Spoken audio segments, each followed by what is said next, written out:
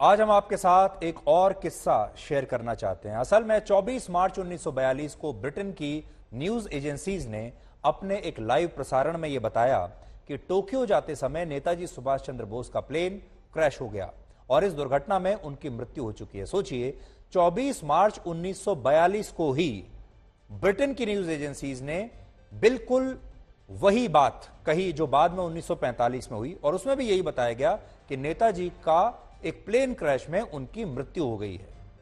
और इस खबर ने तब भारत के क्रांतिकारियों को झकझोर कर रख दिया था। पूरा भारत शोक में डूब गया था यह सोचकर कि हमारे नेताजी सुभाष चंद्र बोस एक प्लेन क्रैश में इस तरह से मारे गए हैं।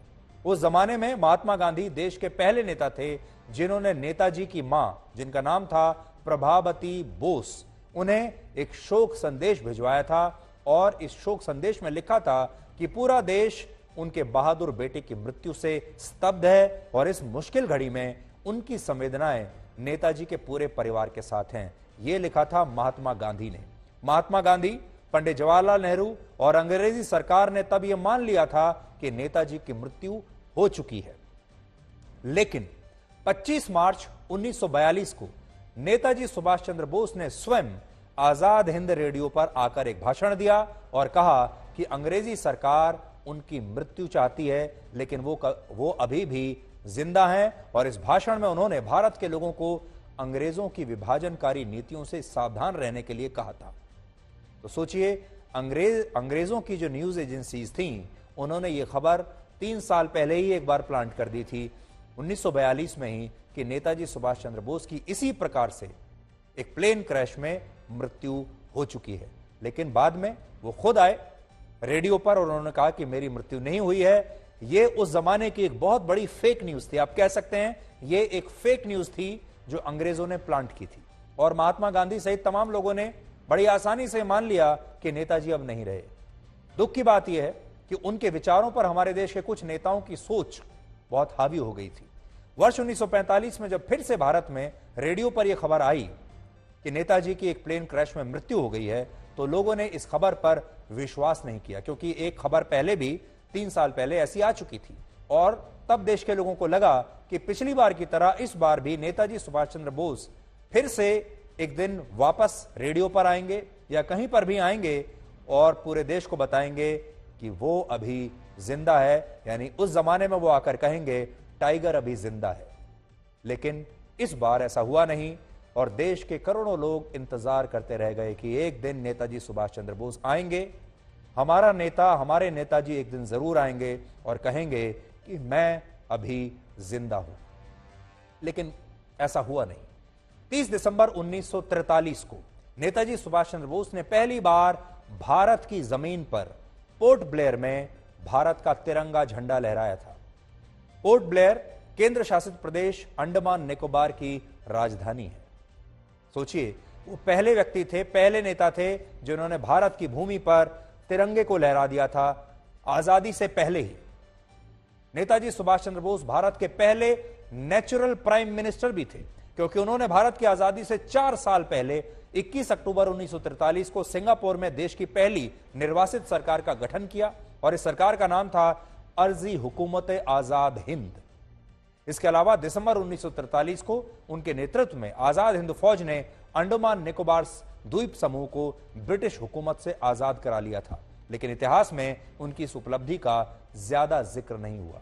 हालांकि आज उनकी 26वीं जयंती के मौके पर प्रधानमंत्री नरेंद्र मोदी ने अंडमान निकोबार में नेताजी को समर्पित राष्ट्रीय स्मारक के एक मॉडल का उद्घाटन आज किया है और आज अंडमान निकोबार के 21 आइलैंड्स को नया नाम भी दिया गया है और ये नाम हमारे देश के शहीदों के नाम पर रखे गए हैं। इसलिए हम कह सकते हैं कि नेताजी सुभाष चंद्र बोस की आत्मा आज ये सब देखकर प्रसन्न हुई होगी।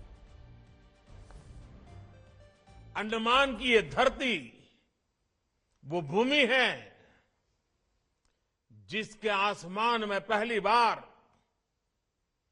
मुक्त तिरंगा फहरा था। इस धरती पर पहली आजाद भारतीय सरकार का गठन हुआ था। लेकिन दुर्भाग्य से स्वतंत्रता संग्राम की उन स्मृतियों की जगह अंडमान की पहचान को गुलामी की निशानियों से जोड़कर रखा गया था। साथियों, आज 21वीं सदी का ये समय देख रहा है कि कैसे जिन नेताजी सुभाष को आजादी के बाद भुला देने का प्रयास हुआ, आज देश उन्हीं नेताजी को पल पल याद कर रहा है। मैं खुद स्वयं नेताजी का बहुत बड़ा फैन हूं और मैं चाहूंगा कि आप भी नेताजी सुभाष चंद्र बोस के फैन बनिए, उन्हें फॉलो कीजिए। नेताजी सुभाष चंद्र बोस ने एक बार कहा था, अगर कभी जीवन में झुकने की नौबत आ ही जाए तो वीरों की तरह झुकना, कायरों की तरह नहीं। नेताजी भारत को आजाद और आत्मनिर्भर देखना चाहते थे और उनका यह सपना वर्ष 1947 में पूरा भी हो गया। लेकिन इस सपने को पूरा होने के समय वो हमारे बीच में नहीं थे और आज हमें लगता है कि उनकी आत्मा को ये देखकर बड़ा दुख होता होगा कि जिस देश को वो आजाद देखना चाहते थे, वाकई आजाद देखना चाहते थे, उस देश के लोग शरीर से और जमीन से तो आजाद हो गए, लेकिन मानसिक रूप से आज भी हमारे देश के लोगों को आजादी नहीं मिली है।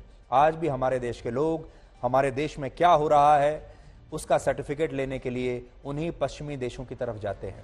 आज भी हमारे देश में हैप्पीनेस इंडेक्स क्या है, ये हम पश्चिम के देशों की रिपोर्ट मानकर उनसे सर्टिफिकेट लेते हैं। हमारे देश में प्रेस फ्रीडम इंडेक्स क्या है, ये भी हम पश्चिम के देशों के लोगों से और वहां की संस्थाओं से जानते हैं। हमारे देश में क्या चल रहा है, कितना हैप्पीनेस है, कितनी अनएम्प्लॉयमेंट है, हमारा देश किस पैरामीटर पर कहां बैठता है, आज ये सारी रिपोर्ट वही लोग बनाते हैं जो एक जमाने में जिन्होंने हमें गुलाम बनाकर रखा था और आज भी हम उन्हीं का सर्टिफिकेट पाने के लिए बहुत आतुर रहते हैं। हमारे देश में तब तक कोई चीज सही नहीं मानी जाती जब तक कोई पश्चिमी देश या ब्रिटेन की कोई संस्था या अमेरिका की कोई संस्था उसे वाकई में मान नहीं लेती, मान्यता नहीं देती। यानी आज भी हम मान्यता लेने के लिए या तो ब्रिटेन जाते हैं या अमेरिका जाते हैं और ये बात आज नेताजी को बहुत चुभती होगी। नेताजी सुभाष चंद्र बोस अगर जीवित रहते तो शायद भारत का बंटवारा भी नहीं होता और पाकिस्तान अस्तित्व में नहीं आता, लेकिन धर्म के नाम पर उस समय भारत में विभाजन की लकीरें खिंच गईं और पाकिस्तान बन गया।